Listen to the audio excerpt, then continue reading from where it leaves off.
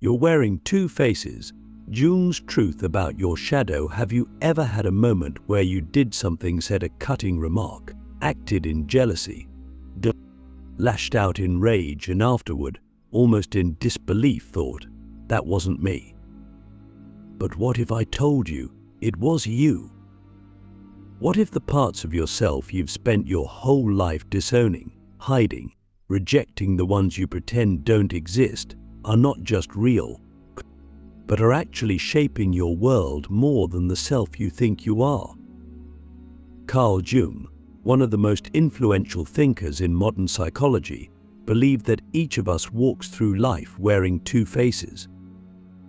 The one we show to the world, our mask, our persona, the curated version of self we believe is acceptable.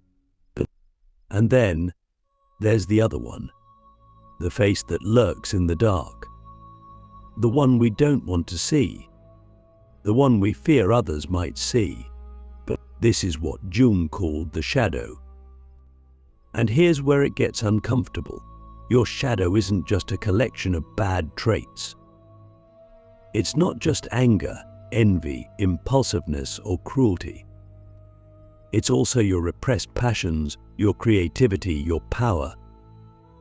It is everything you have not allowed yourself to be because someone, somewhere, once told you it was unacceptable.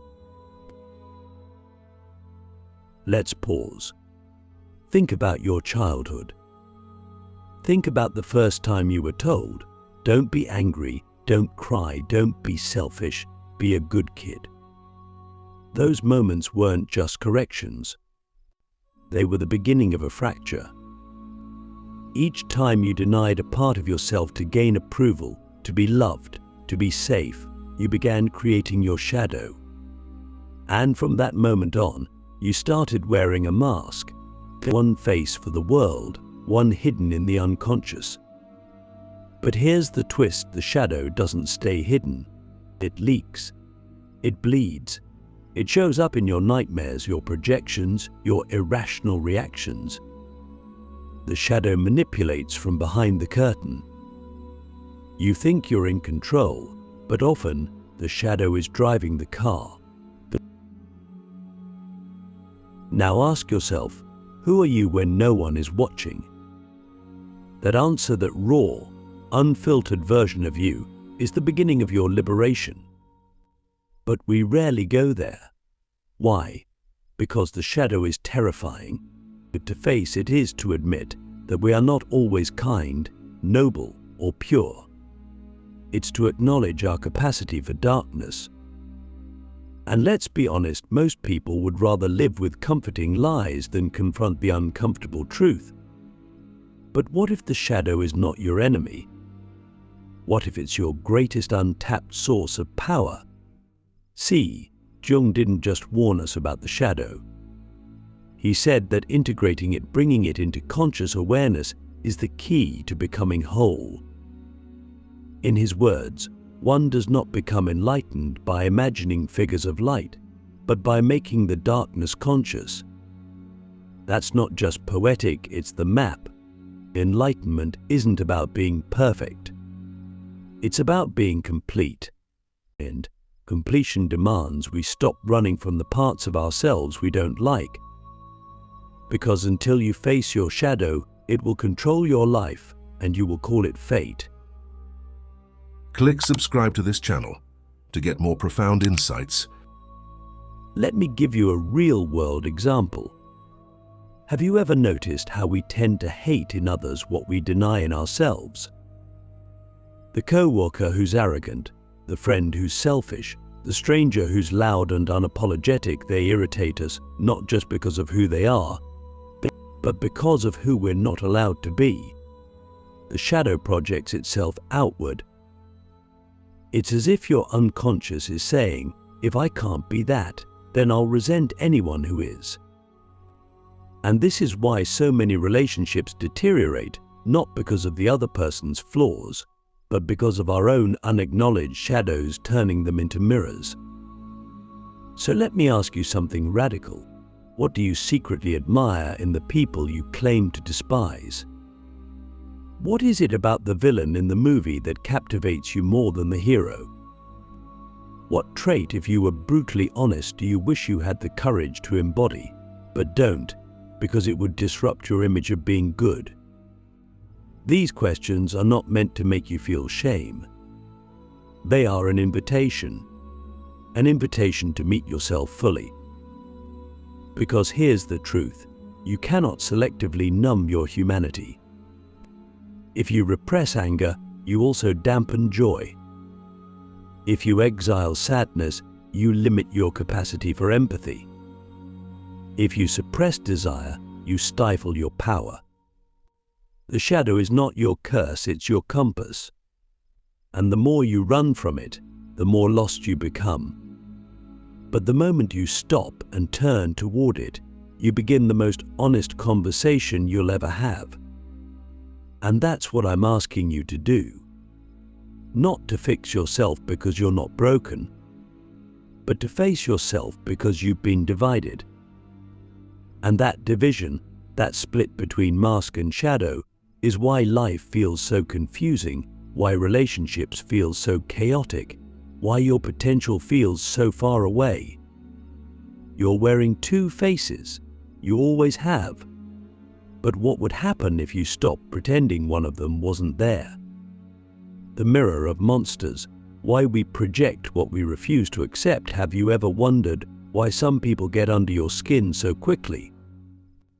Not because they've harmed you directly, but because something about them, their confidence, their recklessness, their anger, their freedom hits you in a place you can't explain.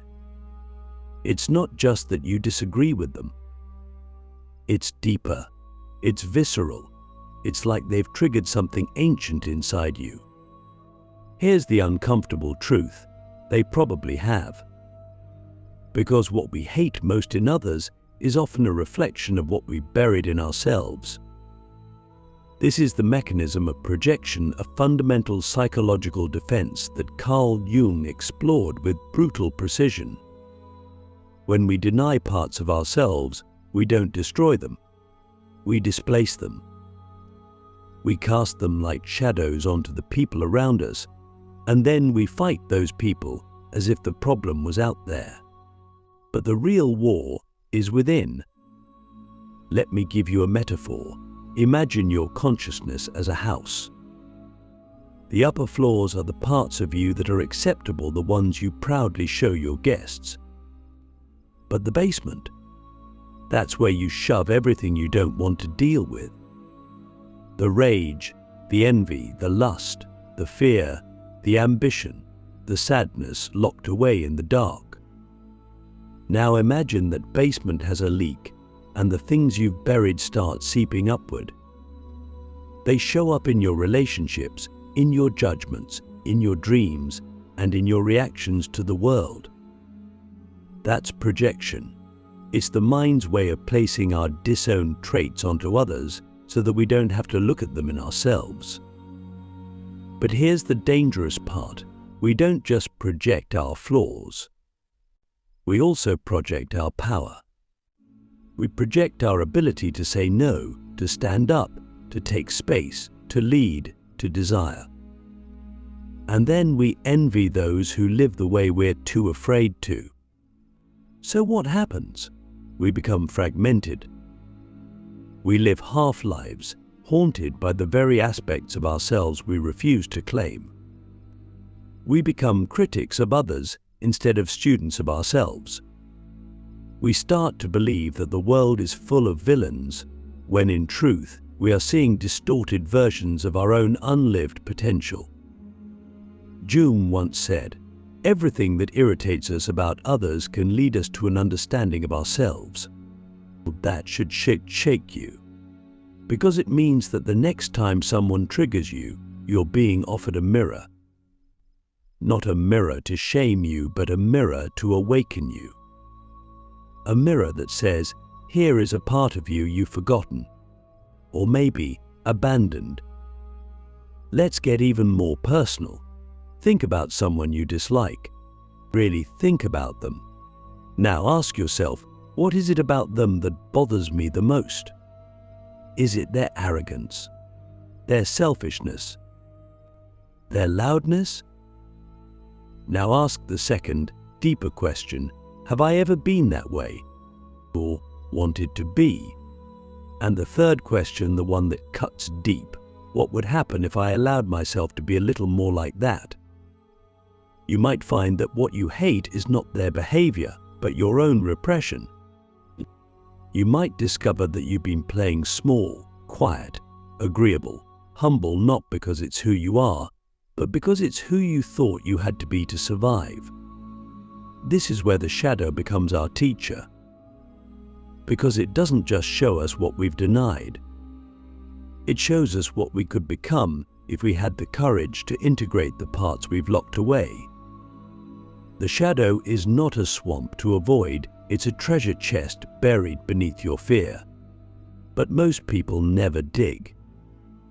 They keep fighting the world, pointing fingers, starting arguments, cancelling others, gossiping, blaming all to avoid the one confrontation that could actually set them free, than the confrontation with themselves. And here's the twist: the more you project, the more power you give away. Every time you say, "They're the problem," you lose the opportunity to evolve. Every time you say, "I could never be like that," you narrow your identity. But what if you could be like that and choose not to be, from a place of awareness instead of fear? That's real power. That's real maturity. Because integrated people aren't perfect. They're honest. They don't pretend they're incapable of darkness, they simply don't let it rule them. So here's the challenge. The next time you're triggered, pause. Don't react. Reflect. Ask yourself, what is this showing me about myself?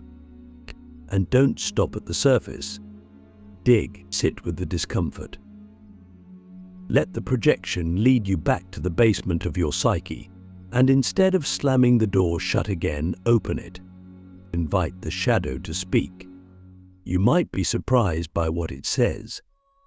It might not be a monster at all. It might be the part of you that wants to live more fully, love more freely, and act more boldly, but was silenced somewhere along the way. Because maybe the people we demonize aren't demons. Maybe they're just wearing our masks. Maybe they're showing us the faces we've forgotten how to wear. Becoming whole. Why your shadow is the key to real freedom. What does it mean to be free? We often think of freedom as the absence of external constraints, no one telling us what to do, no system holding us down. But real freedom, the kind that matters most, is internal. It's the freedom to be honest with yourself, to act, speak, and live without shame controlling your every move. And that kind of freedom is impossible without facing your shadow. Because as long as you're at war with the parts of yourself you fear or reject, you will always be a prisoner not of the world, but of your own psyche. Jung knew this. He understood that the shadow, while terrifying, was not a force to be eliminated. It was a part of your soul calling for integration.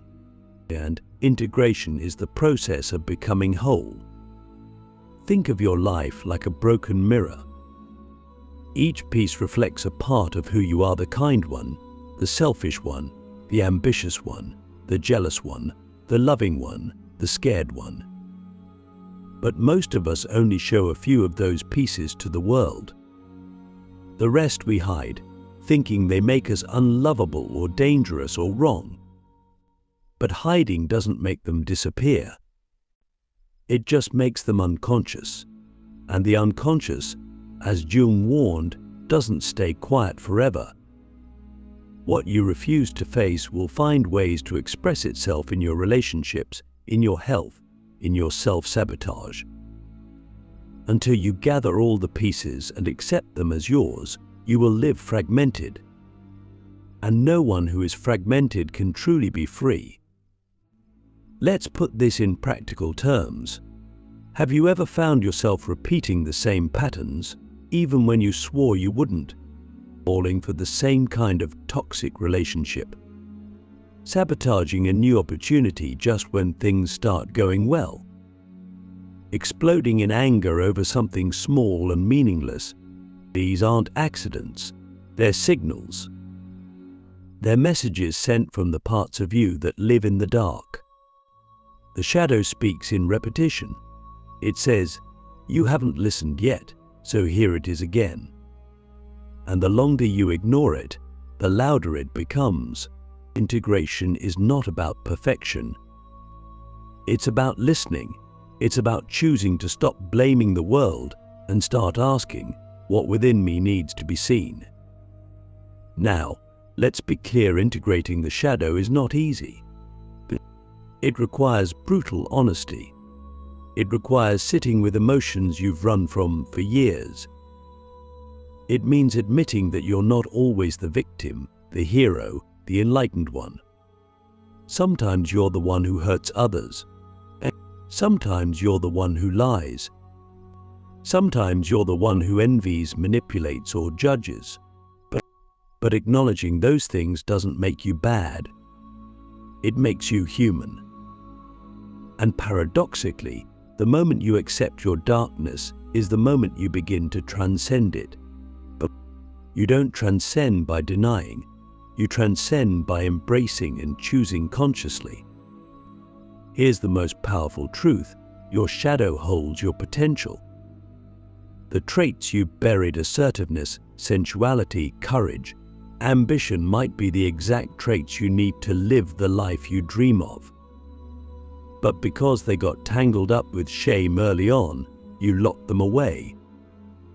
The path to wholeness is unlocking those doors, walking into those rooms, and reclaiming what is yours. You can't become who you're meant to be by only being half of who you are. And the parts you've labeled too much, too dark, or too dangerous are often the very parts that could make you magnetic, strong, and alive. So ask yourself, what part of me have I been running from? What truth about myself have I been afraid to admit? And what would happen if, instead of resisting it, I explored it with compassion? The answer to these questions might just shift your entire life. Because the journey to wholeness is not about adding anything new. It's about remembering. It's about reclaiming. It's about becoming not a better version of you, but the full version of you. The final phase, how embracing your shadow transforms the world around you. Most people walk through life thinking that change happens out there, that if we fix the system, that remove toxic people, change jobs, end relationships, start new ones, then somehow peace will arrive. But what if that's backward? What if the world you experience is not just a reflection of external forces, but of your own inner architecture? And what if the key to transforming your outer world is not found in more control, but in deeper integration? The final lesson of the shadow is this: when you stop fighting yourself, the world stops fighting you. When you wear both faces, the light and the dark, you stop projecting monsters onto others. You stop needing to be right all the time. You stop being triggered by every little thing. You become grounded, clear, whole, and that wholeness changes everything. See, the shadow isn't just personal, it's collective. Our culture has a shadow. Our families have shadows. Our nations do. Everywhere you look, people are projecting, blaming, raging, cancelling, and dividing, not because they're evil, but because they're afraid. Afraid of their own darkness. Afraid of their own power. Afraid of the parts of themselves they were told were unacceptable. So they split. And in that split, they create enemies where there were once brothers, strangers where there could be kin. But what if one person, just one, chose to do something different? What if you did? When you integrate your shadow, you become a mirror of permission. You show others that it's safe to be real. You stop playing roles. You stop hiding behind virtue. You start speaking with a voice that's not trying to be liked, but is trying to be true. And that kind of authenticity is magnetic.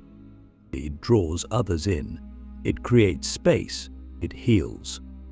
Not because you have all the answers, but because you've made peace with the questions. You're no longer trying to be perfect. You're trying to be whole. And that shift, though invisible, is seismic. Think about this. Every great transformation in history didn't start with a new law or a new leader. It started with someone seeing the world differently. Someone who had the courage to look inward before looking outward. Someone who realized that the revolution begins within. That's what embracing your shadow allows. It gives you back your power. Not the power to control others, but the power to choose how you show up, how you speak, how you respond. That's the power that actually changes lives. So here's the final question. What would your life look like if you stopped hiding? If you stopped pretending to be only light, only good, only agreeable, only what the world expects? What if you let the shadow speak, not to destroy but to integrate, not to indulge but to understand? What if, by wearing both faces, you finally saw your entire reflection for the first time?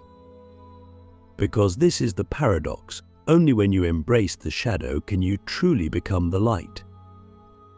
Only when you claim your capacity for chaos can you choose peace with integrity. But only when you accept that you are both sinner and saint, creator and destroyer, child and king, can you walk through the world without needing to prove anything at all. You just are. And that is freedom. So take off your mask, not to reveal your true face, but to reveal both faces. The one you've shown and the one you've hidden, and let them meet. Let them dance.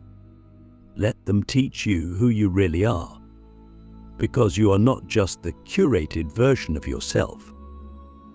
You are not just your virtues. You are the storm and the calm, and the wound and the healer, the monster and the saint. And when you finally see that when you truly own it, you won't just change your life, you'll change the world.